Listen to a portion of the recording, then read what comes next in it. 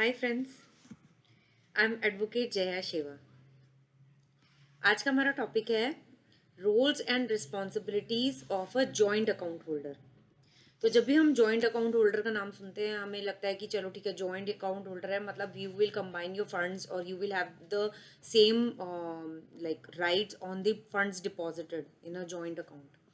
जब भी हम जॉइंट अकाउंट होल्डर का नाम सुनते हैं हमें पता है, इतना तो हमें पता है कि दोनों जो जॉइंट अकाउंट होल्डर्स होते हैं उनका जो राइट्स होता है, वो जो अकाउंट होता है उस पर बराबर होते हैं।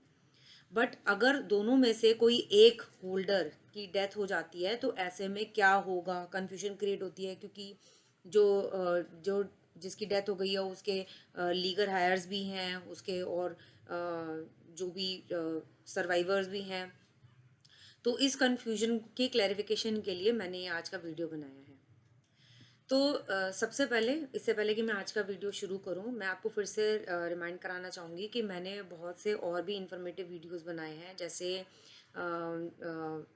Will, probate, letter of administration और maintenance of wife and senior citizens and national commission of protection of child rights and widows right on deceased husband's property. तो अगर आपको मेरे वीडियोस देखने हैं तो आप मेरे चैनल एडवोकेट जया शेवा को यूट्यूब पे सब्सक्राइब कर सकते हैं। अगर आपको मेरे वीडियोस अच्छे लगते हैं तो प्लीज़ ज़रूर उनको लाइक कीजिए और ऐसे लोगों के साथ शेयर कीजिए जिनको आपको लगता है कि ये बहुत हेल्पफुल होंगे। ठीक है, तो let's start with our topic today. तो जैसे कि मैंने बताया कि for an instance joint account holders हैं जिसमें से किसी एक की डेथ हो जाती है, तो जो दूसरा होल्डर है उसकी क्या रोल्स एंड क्या रिस्पॉन्सिबिलिटीज होंगे और उसका उस जो डिपॉजिटेड अमाउंट है उस पर कितना राइट होगा।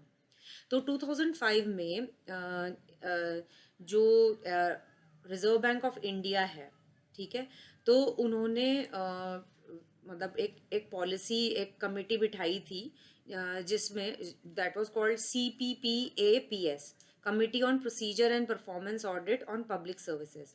तो ये जो कमिटी का जो भी उन्होंने डिक्लेरेशन की थी, जिसका हेडिंग था settlement of claims in respect of deceased depositors.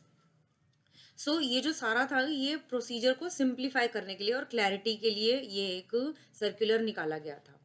तो जो भी ये सर्कुलर में इंस्ट्रक्शंस थी, जो पुराने जो भी क्लेम्स थे, जो भी इंस्ट्रक्शंस थे या जो भी प्रोसीजर्स थे, उनको सप्रेस करके ये जो फाइनल जो भी डिसीजन होगा वो इस सर्कुलर के हिसाब से, RBI की गाइडलाइंस के हिसाब से माना जाएगा। ठीक है, तो इसमें जो पॉइंट नंबर 2 है उसमें बताया गया था access to balance in deposit accounts. ठीक है, और उसमें सबसे पहला वो है अकाउंट्स विद अ सर्वाइवर और नॉमिनी क्लॉज।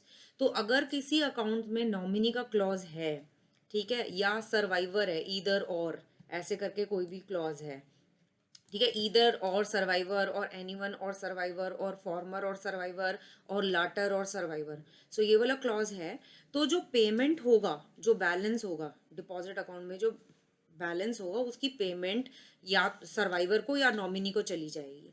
ठीक है, तो सर्वाइवर यानी दोनों जॉइंट्स अकाउंट में से जो भी एक सर्वाइव करता है। ठीक है, तो जो बैंक होगा उसकी जो लायबिलिटी है वो वहीं पर ही खत्म हो जाएगी कि वो सर्वाइवर को जो अमाउंट है वो पे कर देंगे, सर्वाइवर या नॉमिनी को।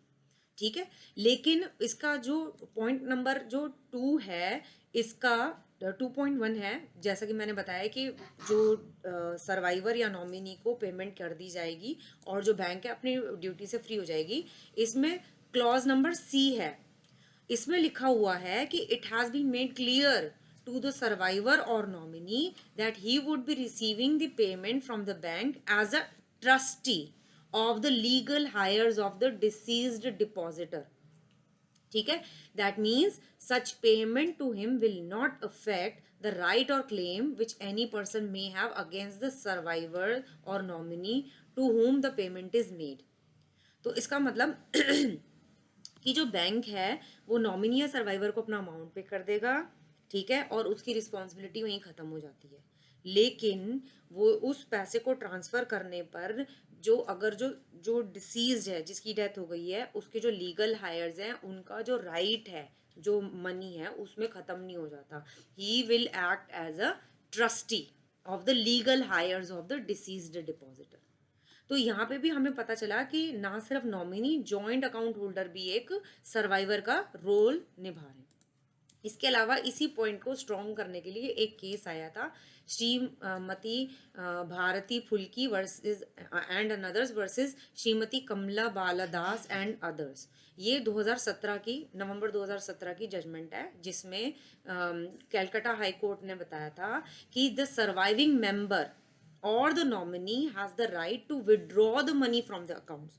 उनको राइट है कि वो मनी अकाउंट्स में से विड्रॉ कर ले, ठीक है, but that does not mean that they have the absolute right to take money as his own, ठीक है। So either it is a joint account holder or a nominee, they can take the money, but they have to act as a trustee of the deceased person's property, ठीक है। इसके अलावा एक और judgement है जो कि मैं बताना चाहूँगी, इसमें है पार्वती वर्सेस वल्लियमल, 2005, फरवरी 2005 की मद्रास हाई कोर्ट की जजमेंट है।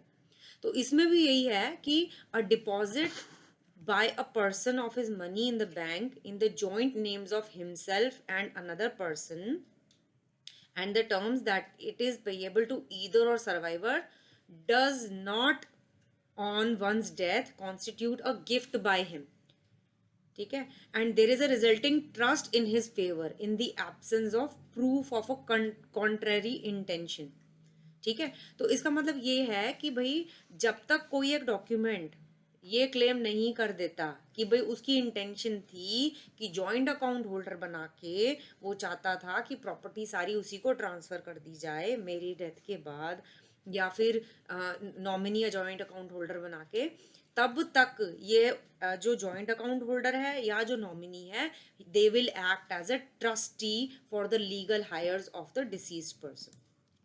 तो आई होप ये जो वीडियो है आपको हेल्पफुल लगा होगा।